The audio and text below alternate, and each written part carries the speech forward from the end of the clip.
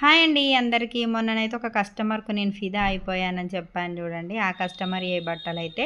అయితే ఆ రోజు ఏంటంటే కటింగ్ వీడియో మాత్రం పెట్టాను కదా! శారీస్ అయితే మీకు చూపియలేదు కదా! అందుకని ఈరోజైతే శారీస్ చూపిస్తున్నాను. ఎందుకంటే ఆ కస్టమర్‌కైతే డెలివరీ చేసేయాలి మనమైతే.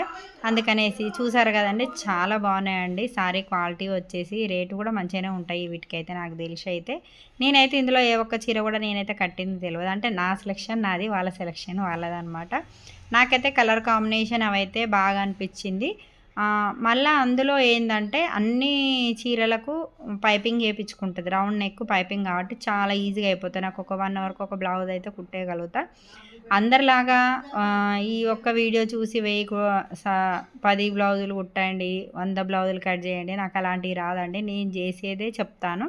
ఎందుకంటే మినిమమ్ ఎంత ఫాస్ట్, ఎంత సీనియర్ టైలర్ అయినా కూడా లైనింగ్ బ్లౌజ్ కుట్టాలంటే మినిమమ్ ఖచ్చితంగా ఒక 45 మినిట్స్ అన్నా పడతాయి. ఎంత ఫాస్ట్‌గా మీరు కుట్టినా కూడా.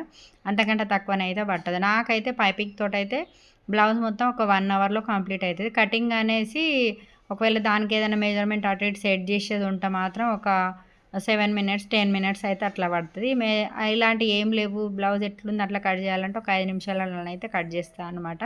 మొత్తానికైతే నేను ఫిదా అయిన, ఆమె ఫిదా అయిన బట్టలు ఇవే అనమాట. చీరలు ఎలా ఉన్నాయో కామెంట్ చేయండి.